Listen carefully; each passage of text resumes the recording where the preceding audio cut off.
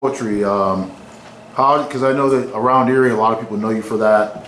How did you first start getting into poetry? Well, I always liked to read, and I had tremendous respect for writers, especially for sort of fiction, not so much. And I did a lot of writing in terms of school. I was a very effective writer of papers, and I think I was well trained for that at Cathedral Prep. And when I got to college at Fordham University in the Bronx, I just could write papers, and they were very well received. So I was doing great, and I really enjoyed the process of writing. I would do research, but the actual writing I would do right the night before it was due, and I would time it. I like to stay up all night. I would get the writing done and then type it up in the wee small hours with instrumental music playing. Freddie Hubbard was a big favorite at that time, and all those CTI records, I had a lot of them, and then turn the paper in the next day, and it went very well for a long time. So I never gave much thought to actually writing for art, even though I didn't think of writing as something to do in that way. It was more transactional, or that's not quite the word. But anyway, like I said, then in pursuit of trying to help other people and sort of having some kind of job I could recognize, I thought I could see if I could enjoy medical school. It was kind of a thrill to be that sort of mature and responsible, and Pittsburgh is a great place to be, and Pitt was a very prestigious medical school, it still is, and all that was fun, but there was something I was still looking for, and I took a tutorial in literature and medicine. It was about images, or depictions of medicine and literature, prose and poetry, and I guess I can say now I realized I was a little more interested in the literature part more than the medicine at that point, and I guess I matured enough to sort of take my own output seriously. Like, what I wrote could be sort of on the same plane as all these authors that I just thought were tremendous and very different. At first, I thought of longer fiction, but I became preoccupied with line. I just liked putting the words together, and that led me to poetry. I hadn't anticipated that any more than I anticipated being a child and adolescent psychiatrist. But I just enjoyed it. It's great. And so I sort of learned how to finish a poem. I mean, there it is. That's what I got. And then I discovered reading it live, and that was fun. And then I began to discover all this poetry that's going on in the world, not just in Erie, but every city there, every town, there's poetry stuff going on. I could travel. I went to Meadville, and there were events there I was invited to read at. I went to Cleveland, here in Erie. I started to get involved in producing things at Erie. Producing is another story, which you also know a little bit, I'm sure. I know a little bit, and I kind of enjoy that, although the main thing is just putting words together and having them feel, beautiful. Do you have a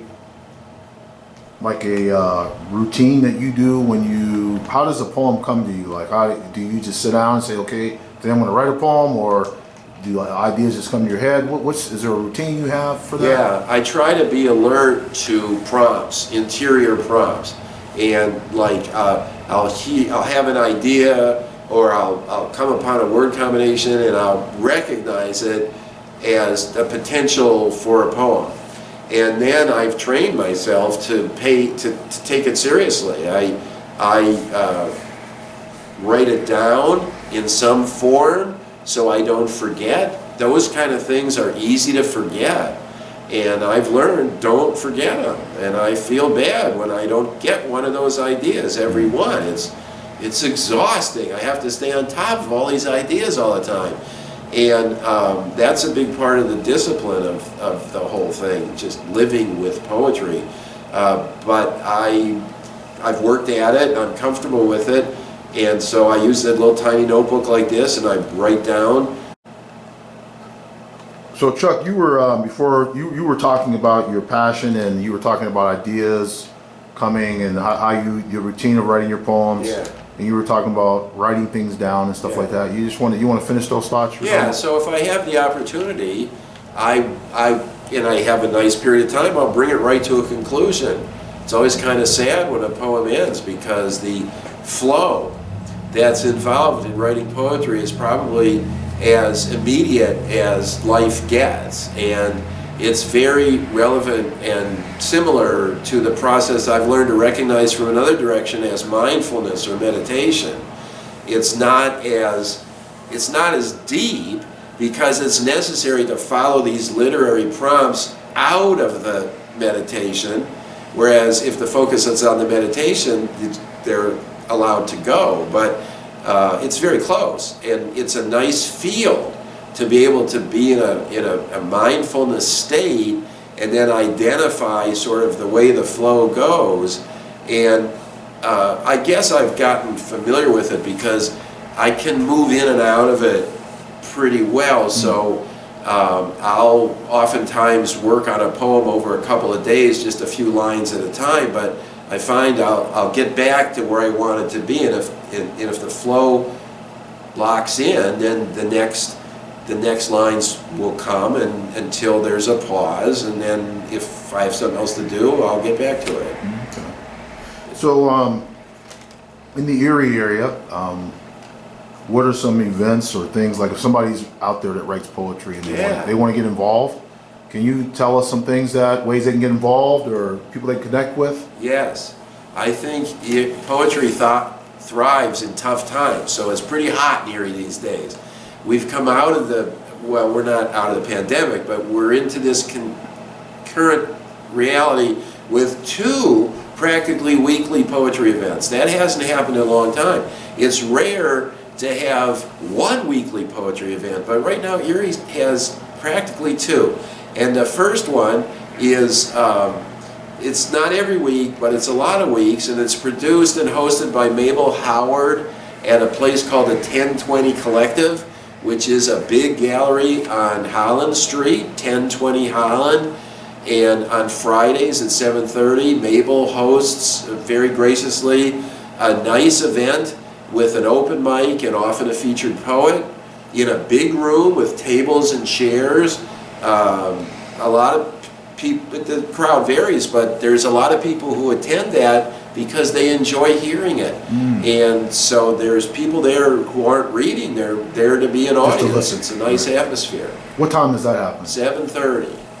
Okay. It's not every Friday, but it's a lot of Fridays. And then the library, which is a little bit of a descendant of some of my own poetry producing activities, has a event on Tuesdays, which occurs at the library, currently in the Peninsula Room. Do you know that room at the Bayfront Library? I don't. It's tremendous. A lot of people don't. It's in the back, behind the stacks, and it has a high ceiling with glass windows that look out right onto the bay.